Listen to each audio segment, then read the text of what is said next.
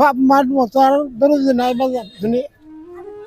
বাবার ঋণ কখনো সন্তান শোধ করতে পারে না আমার বাবা আসলে। আমার বাবা কিডনি দিছি বড় ছেলে আরে দুইটা ছেলে কারে কারে কিডনি দিছেন? মনে রে এই যে আরে মনে রে, এই দেখেন বাবার কিডনি, সন্তানকে বাঁচানোর জন্য কিডনি দিছেন। বাজান একটা পোলা মলনা পড়তেছে, একটা নাতিন মলনা পড়তেছে।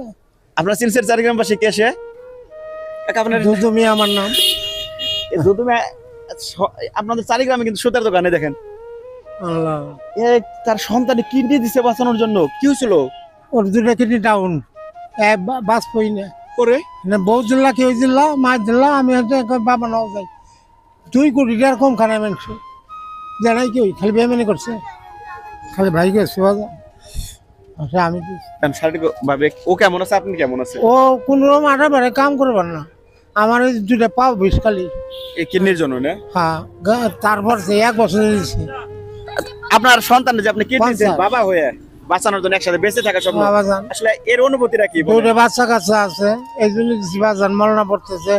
বড় নাতি একটা নাতি এর আমার আপনার নাগাল মোটা কাটা হয় আমি যেমন ছেলের বাবা নাকি আসলে আমার খুব ভিতরটা ফাইটে আসতেছে। বাবা দোয়া করো বাবা আমার জন্য। আমি যখন আসবো আপনার জন্য আমার অনেক দোয়া থাকবো। আমি আল্লাহ জানে আপনার অনেক মানুষ, আপনার মতো মানুষ পৃথিবীতে নাই। দোয়া করো বাজান কি